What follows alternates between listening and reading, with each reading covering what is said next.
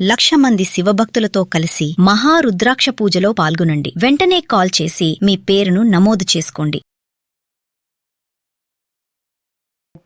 రమగారు, దేవుడు ఒకవేళ కనిపించినా ఏదైనా వరం కోరుకోమన్నారు అనుకుందాం. ఫర్ ఎగ్జాంపుల్, కొంతమందికి ఏం కోరుకోవాలో అర్థం కాదు. ఇది అడగాల అది అడగాలి, ఇది కన్ఫ్యూజ్ అయిపోతూ ఉంటారు. స్వామీజీల దగ్గరికి వెళ్ళినా, ఈవెన్ గుడికి వెళ్ళినా కూడా మనస్ఫూర్తిగా కళ్ళు తెరిచి దేవుని దండం పెట్టుకోరు. కొంతమంది కళ్ళు మూసుకొని రకరకాల కోరికలు కోరేస్తూ ఉంటారు. సో దీనికి సంబంధించి మీ ఒపీనియన్ ఏంటి? అసలు ఇలాంటి వాటికి సంబంధించి ఏమైనా స్టోరీస్ ఉన్నాయా? ఎందుకు లేవు, బోల్డు. రావణాసురుడు వరాలు అడిగాడు, హిరణ్యాక్ష వరాలు అంటారు. హిరణ్యకశిపులు విచిత్రమైన వరాలు అడిగారు.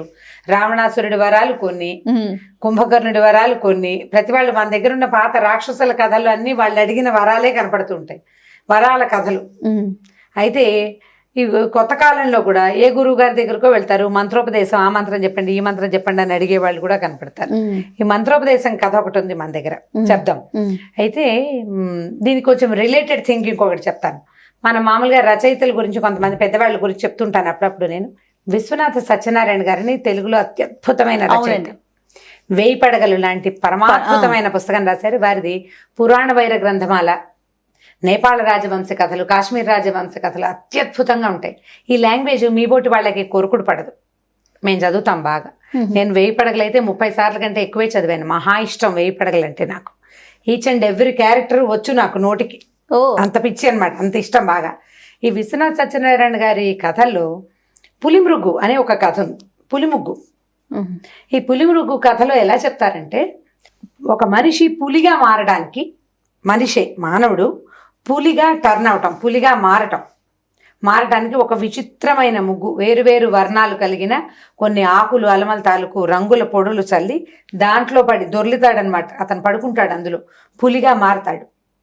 మళ్ళీ అతను వెనకొచ్చి ఆ ముగ్గులో పడుకుంటేనే మనిషిగా మారగలడు. పులి ముగ్గు అసలు ఎంత ఇంట్రెస్టింగ్గా ఉంటుందంటే, అది ఎవరైనా మంచి పాతకాలపు భాష, చక్కటి భాష చదవగలిగి ఉంటే, ఆసక్తి ఉంటే తప్పకుండా విశ్వనాథ సత్యనారాయణ గారి పుస్తకాలు చదవాలి. అందులో ఈ పులిముగ్గు చదవాల్సిన కథ. నేను ఒక సంవత్సరం సాధారణ తెలుగు ఉంటుందా, కొద్దిగా కొంచెం పాతకాలపు తెలుగు, చిన్న గ్రాంధిక ఉంటుంది, గ్రాంధిక ఉంటుంది. తాపీగా చదువుకుంటూ వెళ్ళాలి. కథలో మనకి కథ అందట్లేదని అనిపిస్తుంది, సగం చదివాక కానీ కథ అందదు, మనకు అర్థం కాదు. వారి స్టైలు, ఆ డిక్షన్ చదివేందుకు అలవాటు ఉన్న వాళ్ళు ఈజీగా చదవగలుగుతారు. నాకైతే ఇంకా నేను అటు ఇటు వెళ్ళాను, దాంతో ఉండిపోతాను. డెఫినెట్ గా ట్రై చేస్తాను రమగారు, నేనైతే ట్రై చేస్తాను, కష్టపడి చదవాలి తప్పకుండా. అయితే ఈ పులిముగ్గు చదివినప్పుడు అలాంటిది ఒక చందమామ కథ చదివినట్టు ఎప్పుడు అనుకుంటూ ఉండేదాన్ని నేను. మా చిన్నప్పుడు మా అక్కయ్య ఒకసారి చెప్పింది కథ, అది ఈ పులిముగ్గు కొంచెం దగ్గరగా తోస్తాయి. ఒక ఊళ్ళోనట సోమశర్మ అనే ఒక బ్రాహ్మడు ఉన్నట్టు, బ్రాహ్మడు భార్య, వాళ్ళిద్దరికీ ఏదో విపరీతమైన కోరికలు ఉండేవి. అయితే ఒకసారి ఒక స్వామీజీ దగ్గరికి వెళ్ళారు.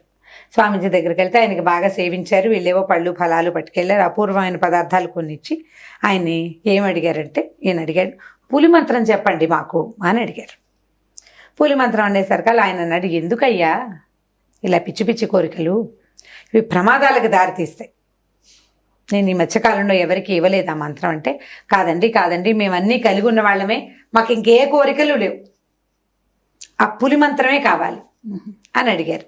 ఈ పులి మంత్రం ఏమిటంటే, ఒక మంత్రం చదివి అక్షింతలు ఇచ్చాడు ఆయన, ఎర్ర అక్షింతలు తెల్ల అక్షింతలు.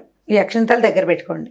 ఈ మంత్రం చదివి ఈ ఎర్ర అక్షింతలు కనుక ఒక మనిషి మీద వేస్తే వాళ్ళు పులిగా మారతారు. అయితే వీళ్ళు, ఈ మనిషి పులిగా మారిన ఇది ఒక మచ్చగా ముఖం మీద కనపడుతుంది.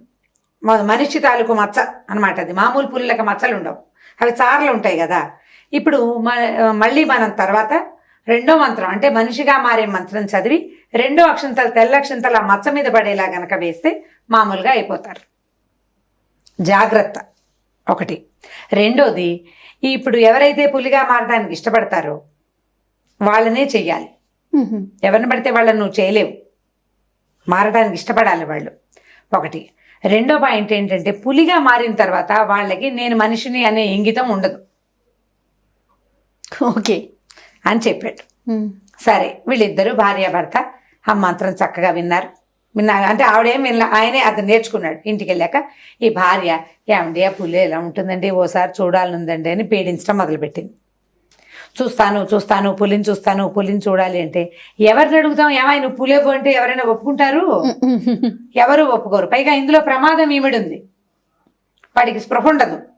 ఒకవేళ ఏ కారణ పరిస్థితుల్లో అయినా వీడు గనక చేయలేకపోయాడా, రెండో మంత్రం వేసి రెండో మంత్రము రెండో అక్షంతలు పడకపోతే వాడు శాశ్వతంగా పులిగా మిగిలిపోతాడు. ఒప్పుకోకపోవచ్చు. ఏం చేయాలి? అప్పుడు ఆవిడ రోజు నేను పులిని చూస్తాను ఎప్పుడూ జీవితంలో చూడలేదు, కథలో వింటాం తప్ప అని రోజు సతాయించేది. ఈయన ఏం చేశాడు, ఒకరోజు ఫోన్లో ఓ పని చేద్దాం, నేనవుతా పులి, నువ్వు పులిని చూడాలి కదా, మంత్రాలు 2 నీకు చెప్తా, ఎదుగో అక్షింతలు జాగ్రత్త పెట్టుకో. మంత్రం చెప్తాను కదా నేను, నువ్వు మంత్రం చదివి నా మీద అక్షింతలు వేయి, నేను పులైపోతా. నువ్వు చూసేశాక మళ్ళీ రెండో మంత్రం చదివి అక్షింతలు వేస్తే నేను మనిషి అయిపోతాను అని చెప్పాడు. బాగుంది. సరే మంత్రం తరోగా నేర్పించాడు భార్యకి. పెద్ద ఇల్లు వాళ్ళది, అన్ని పక్కల తలుపులు వేసేశారు. భార్యని జాగ్రత్తగా పులిని చూస్తే భయపడతావేమో, పైగా నాకు స్పృహ కూడా ఉండదు, అటకెక్కమని దిచ్చనేసి అటకెక్కిచ్చాడు. అటక మీద కూర్చుంది భార్యామణి, కింద నుంచున్నాడు భర్త గారు. సరే ఆవిడ ఏం చేసింది, మొదటి మంత్రం చదివి అక్షింతలు వేసింది. వేసేసరికల్లా ఈ చక్కగా నుంచున్న మనిషి ఉన్నట్టుండి పులిగా మారిపోయాడు. నిజంగానే మారిపోయాడు. గాండ్రించడం మొదలుపెట్టాడు. ఒక్కసారి ఇంత పొడుగు జంతువు, అమిత బరువు, అది అటు ఇటు చూస్తే దడబుడుతుంది, గుండెలో భయం వేస్తుంది, కంగారు వచ్చేస్తుంది. మామూలు భయం కాదు. పులిని ఇలాంటి జంతువుని మనం డిస్కవరీ ఛానల్లో చూస్తేనే, అది చీకటిగా ఉన్నప్పుడు చూస్తే మన మీదకే వచ్చేస్తుంది అనిపిస్తుంది. ప్రత్యక్షంగా చూస్తే ఇంట్లో కింద అరుగు మీద కింద ఉంది పులి, మనం అటక మీద ఉన్నాం, హడిలిపోయింది ఈ అమ్మాయి. ఎప్పుడూ చూడలేదు, అది అలా ఉంటుందని తెలీదు. ఈ పారిశర్మ 40 ఏళ్ళ వాడు, అంటే ఇప్పుడు పులి యంగ్ పులి అనమాట. అది తోక నేలకేసి కొడుతుంది కోపంతో, బయటికి వెళ్ళిపోవడానికి ట్రై చేస్తుంది. ఇక తలుపులు పగలగొట్టడానికి భీభత్సంగా గాండ్రించి అది ఆ తలుపులు పగలగొట్టేయడానికి, తలుపులు తోసేయడానికి ట్రై చేస్తుంటే ఈ భార్య హడిలిపోయింది, భయం వేసేసింది. మొహం మీద మచ్చ కనపడుతోంది. ఆ మచ్చ మీద పడాలి అక్షింతలు, మంత్రం చదవాలి. మా అక్షింతలు వేస్తుంది కానీ మంత్రం రావట్లే, భయానికి మర్చిపోయింది. ఏం చెయ్యాలి? కెవ్వు కెవ్వు కెవ్వుమని కేకలు పెట్టేస్తోంది కానీ మంత్రం రావట్లేదు. భయానికి, మనకి భయం వేసినప్పుడు మనకి ఒంటి మీద ఉండదు, మైండ్ పనిచేయదు కదా, సెన్సెస్ పోతాయి అన్ని. కేకలు పెట్టడం ఒకటే మిగులుతుంది. అక్షింతలు గడిగా పట్టేసుకుంది, వేసింది, కాసిన ఉన్నాయి ఇంకా చేతిలో, మంత్రం రావటాల. ఈ లోపల ఈ పులి కాస్త భీకరంగా అరిచరిచి గాండ్రించి వీటిని తోసేసి ఇల్లంతా భీభత్సంగా చేసేసి కాస్త పలచగా ఉన్నటువంటి వంటింటి తలుపులు పగలగొట్టుకుని దొడ్లో ఈ పెరట్లో ఇంచేసా దూకి బయటికి వెళ్ళిపోయింది. అయ్యో, ఏం చేస్తుంది, లబో దిబో మొగుడు వెళ్ళిపోయాడు. భయం వేస్తోంది, ఏం చేయాలో తెలియదు. ఇంకా సాయంత్రం అయ్యేసరికి తమ్ముడు వచ్చాడు. ఏమిటి అక్క ఇల్లంతా ఇలా ఉంది, ఏమిటో ఏడుస్తావంటే, మా ఆయన పులైపోయాడు రా అంటే, నీ మొహమండా ఇలాంటి పని చేసావని తిట్టాడు తమ్ముడు. తిడితే ఏం ప్రయోజనం, ఇప్పుడు ఆ పుల్ని ఎక్కడ పట్టుకునే పని? ఇంకా అక్కడి నుంచి ఊళ్ళో వచ్చేసింది. ఏమిటి, ఒక మచ్చల పులేదో ఒకటి వచ్చింది, అది వీళ్ళని తినేయటమే. ఇక మేకలు లేవు, అవి లేవు, ఇవి లేవు, మనుషులు లేరు, చచ్చిపోతున్నారు దాంతో. దాన్ని పట్టుకోలేరు. పైగా కొత్తగా పులి అయ్యేసరికల్లా ఎంగగా ఉంది, దానికి మనిషినన్న స్పృహ లేదు, బీభత్సంగా అరిచారు. పులే ఇంకా అది నా గందరగోళంగానూ ఉంది. సరే ఏమైంది, ఆ ఊరు రాజుగారు పులి వేటకు బయలుదేరారు. ఇట్లా పులులు అవి వస్తే రాజులు వాళ్ళు వస్తారు వేటకి. సరే ఈ అమ్మాయి ఏం చేసింది, ఏం చెయ్యాలి మరి? ఆ రాజుగారు ఎటుపోతే అటు బోట మొదలుపెట్టారు. అక్క తమ్ముడు ఇద్దరు కలిసి ఎక్కడో చోట పులి కనిపిస్తే అక్కడి నుంచి ఈయన ఏం చేశాడంటే, చక్కని బాగా స్వాంతను పరిచి, వీళ్ళు తగలేసావు, సంసారం గుండం చేసుకున్నావు, కాగితం మీద రాయి మంత్రం గుర్తు చేసుకో అని చెప్పి ఒప్పించాడు. అమ్మాయి మెల్లిగా ఆలోచించుకుని గురువు గారు ఏం చెప్పారు, వాళ్ళ భర్త ఏమన్నాడు, ఇదేమన్నాడు ఆలోచించుకుని మెల్లిగా కాస్త మంచినీళ్ళు దాగి 2 స్వీట్ ముక్కలు తింటే బ్రెయిన్ పనిచేసింది అనమాట. మెల్లిగా రాసుకుంది. గుర్తొచ్చిందిరా నాయన, పదరా వెళ్ళిపోదామంటే, ఇక రాజుగారు ఎక్కడికి వెళ్తే అక్కడికి వెళ్తున్నారు అక్షింతలు చేత్తో పుచ్చుకుని. సరే రాజుగారు వచ్చాడు. మంది మార్పులు అంతా టకుటమారాలన్నీ వస్తాయి కదా, డమడమలాడించుకుంటూ వస్తే ఏమవుతుందంటే, ఈ పులి ఏ పక్కన ఉందో ఆ పక్కకి లీడ్ అవుతారు వీళ్ళు. సరే పులి ఉందని కనిపెట్టారు, అక్కడ మాటేసేసరికల్లా ఏమైంది, రాజుగారు ఏదో అదాటుగా అలా వాకే బయటకు వచ్చి నుంచున్నాడు గుడారంలోంచి. ఉన్నట్టుండి పొదల్లో చప్పుడైంది. పులి కనపడింది రాజుకి. అతను ఏం చేశాడంటే బాణం వేశాడు. బాణం వేస్తే పులి తాలూకు కుడి కాల్లోకి బాణం తగిలింది. లోపలికి దిగాలి. కాళ్ళ మధ్యలోకి కనుక బాణం దిగితే పులి చచ్చిపోతుంది. కాళ్ళలో దిగితే దెబ్బతిన్న పులి ఇంకా విజృంభించి మీదకి వస్తుంది. విజృంభించి ఏం చేసింది, ఇతనేమో ఇంకా ఎక్కడో చోట దొరుకుతుందేమో, గాయపడిన పులి ఎక్కడో చోట పడి ఉంటుందని వీళ్ళు ఏం చేశారు, కొద్దిగా చీకటి పడేశారు కల్లా రెస్ట్ తీసుకుందామని ఒక చోట ఆగారు. మిగిలిన వాళ్ళంతా మంచినీళ్ళకి వాటికి వెళ్ళారు. ఈయన ఒక నేరేడు చెట్టు ఏదో ఒక చెట్టు దగ్గర ఆనుకుని నుంచుని ఉన్నాడు. రాజు ఉన్నట్టుండి పొదల్లోంచి పులి తన మీదకి దూకింది.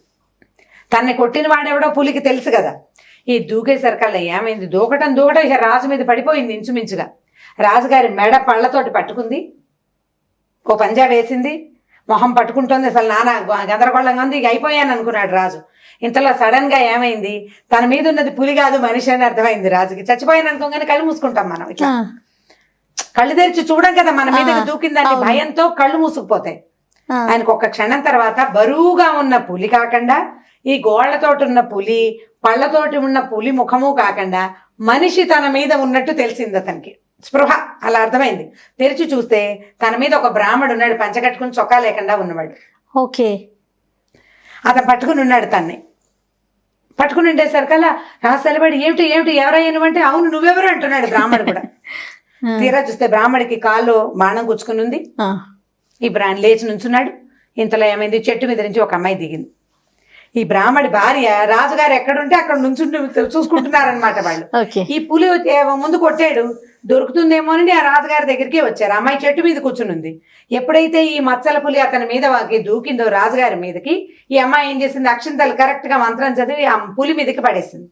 మొహం మీద పడేసరికల్లా వెంటనే అతను మనిషిగా మారిపోయాడు. మారిపోయేసరికల్లా సరే రాజుగారు, అమ్మ ఈ కథ అంతా ఏం చెప్తారు, ఇతన్ని మనిషిని చేసావమ్మా, నన్ను రక్షించావు, లేకపోతే నన్ను చంపేసేవాడు కాస్తుంటేనని ఏం చేశాడు, వైద్యులు వాళ్ళు ఇప్పుడు ఏటకెళ్ళేటప్పుడు వైద్యుడిని వెంట తీసుకెళ్తారు. అవును, ప్రమాదాలకెళ్ళో ఇబ్బంది లేకుండా. వైద్యుడు వచ్చి ఈ బాణం లాగి, అది రాజు వేసిన బాణమేనే సంగతి తెలిసిపోయింది. బ్రాహ్మణ హత్య చేయవలసి వచ్చేది ఆ పులి చచ్చిపోయి ఉంటే కనుక. సరే ఆయన కాలు కట్టి ఈ అమ్మాయికి ఒక 2-3 అగ్రహారాలు ఇచ్చాడు రాజు. నీ వల్లే నేను బతుకున్నానమ్మా అని. ఆ తర్వాత బావమరిది బాగా కేకలేసి ఈ పులి మంత్రాన్ని ఇవాళకి వాళ్ళను విడిచిపెట్టేసేయాలని ఆవు చెవిలో ఆ మంత్రాన్ని ఉపదేశం చేయించుకున్నాడు.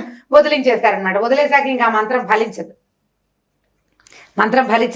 ఆ తర్వాత మళ్ళీ తిరిగి వచ్చిన గురువు గారు, ఆ సిద్ధపురుషుడు తిరిగి వచ్చి వీళ్ళు చక్కగా 2-3 అగ్రహారాలు కలిగి ఉన్నారని తెలుసుకుని పులి మంత్రం పోని కొంత మటుకు ఫలించింది. ఏదో చిన్న ఇల్లు వాకిలి పొలం పుట్ర ఉన్న వాళ్ళకి అగ్రహారాలు వచ్చినాయి ఏం చక్క అని చెప్పి, నాయన ఇలా విపరీత మంత్రాలు వాటి మీద ఆసక్తి పెంచుకోకూడదు. విపరీత కోరికలు ఉన్నవాడు ఎప్పుడు నశించిపోతాడు. ఎందుకంటే విపరీత వరాలు తీసుకున్నటువంటి ప్రతివాడు నాశనమైన వాడే కనపడ్డాడు, కానీ విపరీత వరాల వల్ల బాగుపడిన వాడు ఎవడు కనపడ్డా. ఇప్పుడు విపరీత వరాలు కోరుకున్నాడు హిరణ్యకశిపుడు వల్లే నరసింహావతారం వచ్చింది. అవునండి, అంతే కదా. ఇప్పుడు మన లోకానికి మేలు జరిగింది, నరసింహావతారం కలిగింది, మంచిదే. కానీ అతను కోరిన వరం ఏమిటి, ఇల్లు కాదు వాకిలి కాదు, ఎన్నడిగాడు, పగలు కాదు రాత్రి కాదు, మనిషి కాదు జంతువు కాదు. అంత ప్లాండ్ గా చేసినా వాడి నాశనానికే అయ్యింది అది. అలాగే రావణాసురుడు అంతే. నరులు వానరులు తప్ప ఎవ్వరి వల్ల మరణం లేకుండా, అంటే నరుడి రూపంలో విష్ణువు, వానర రూపంలో రుద్రాంశలో హనుమంతుడు జన్మించారు. అలాగే అయింది కదా. కాబట్టి ఈ విపరీతమైన కోరికలు కోరుకోకూడదు. మనుషులు సాధారణమైన కోరికలతోటే ఉండాలి. విపరీతమైన మంత్రాలు ఏదో పగలదీసేయాలన్న ఆలోచనలు చేయకూడదని ఆ సిద్ధపురుషుడు వీళ్ళిద్దరికీ బోధించి వెళ్ళిపోయాడు. కథ కంచికి మనం ఇంటికి